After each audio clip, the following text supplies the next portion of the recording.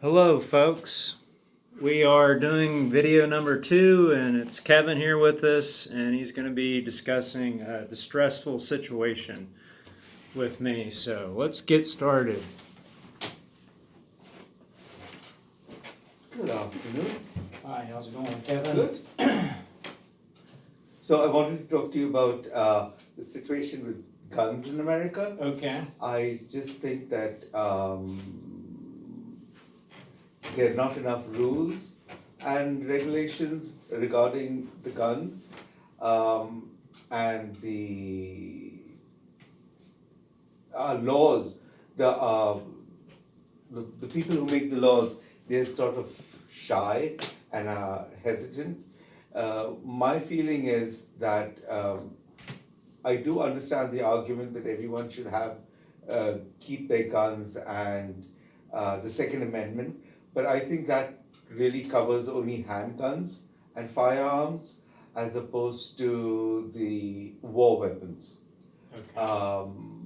I don't think there should be a whole new set of laws uh, clearly demarcating the two types of weapons that are manufactured. It's also a case in fact that because we live in a capitalistic world, we that the gun manufacturers, I don't see any problems with them, whatever type of guns that they manufacture, but the assault weapons should go abroad, like Ukraine or things like that. It's a fact I've seen that America exports a lot of guns abroad, and so it seems to be a very uh, good and healthy business. Uh, in Mexico down south, we exchange drugs for guns. And then there are a lot of skirmishes and wars, international wars, that we could supply guns. But I really think that we should keep them out from domestic.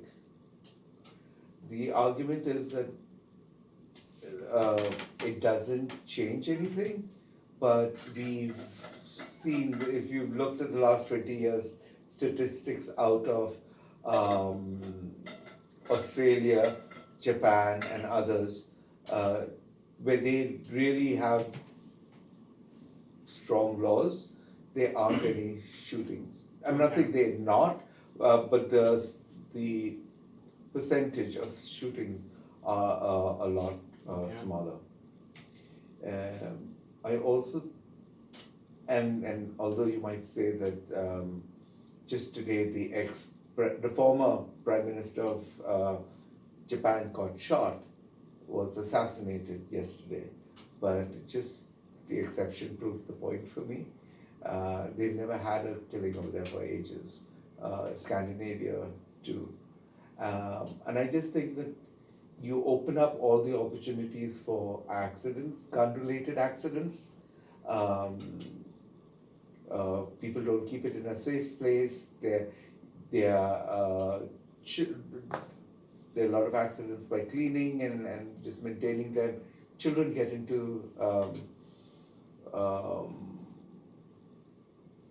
children seem to have access to guns, and if you look at the statistics again, last 15 years, the major reason why people die are by some form of guns. Okay.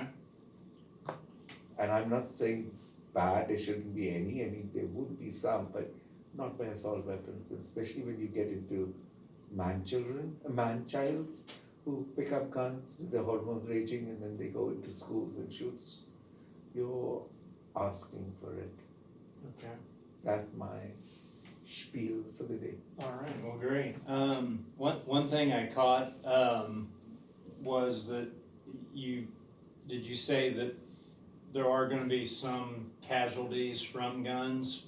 We can't eliminate that, but there it should be Yes. reduced. So, yes. We're not shooting for zero. We're We're- shooting for reduction. Is that Exactly. okay? The percentages should be radically lowered. Okay. You just can't say there's nothing we can do about it. There Okay, is something to be done.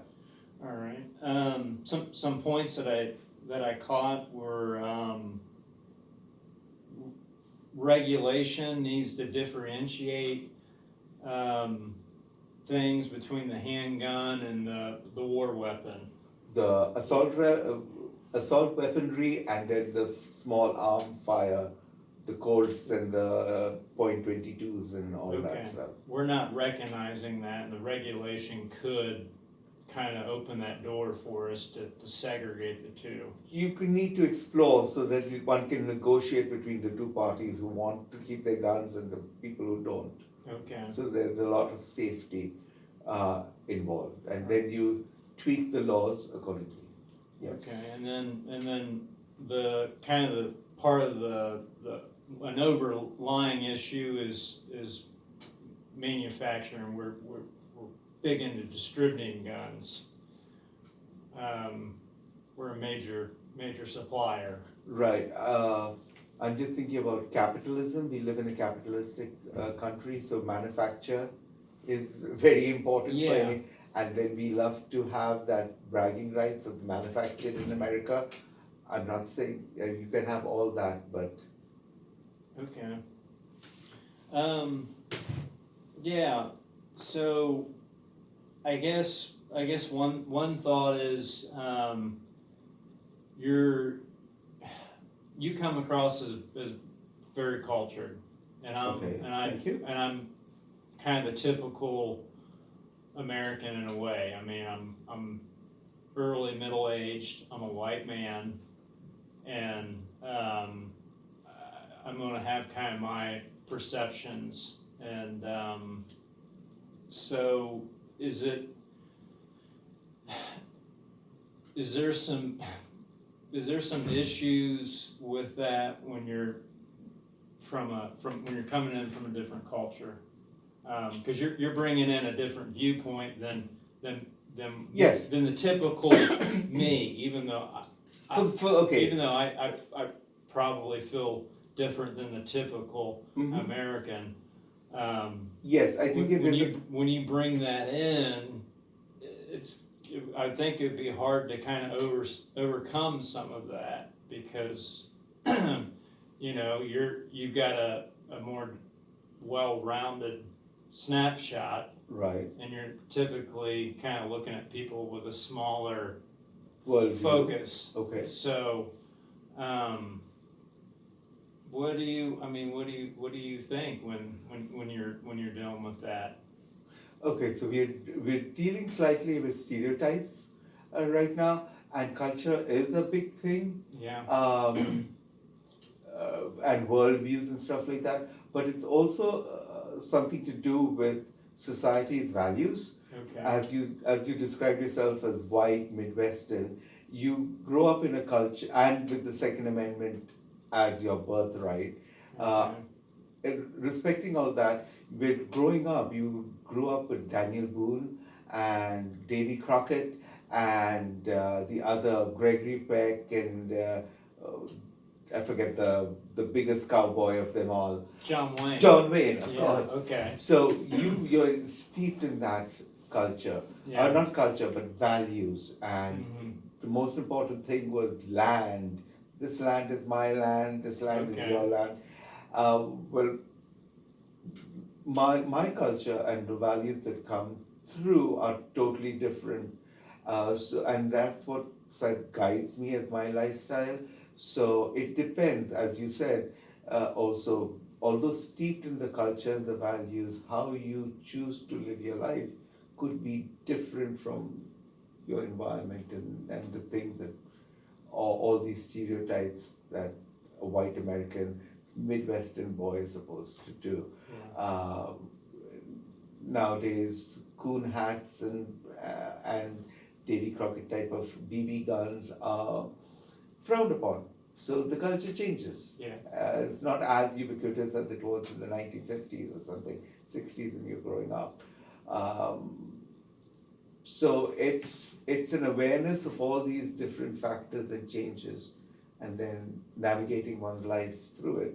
Okay, But we live in a society, and if we want to talk about safety and just good neighborly communications with one another, I think education of knowing where the other person comes from and what's important to them is paramount. okay. One thing I caught was, when you were talking about capitalism and our kind of bragging rights to manufacture, is important. Your tone of voice changed a little bit, and I suspect,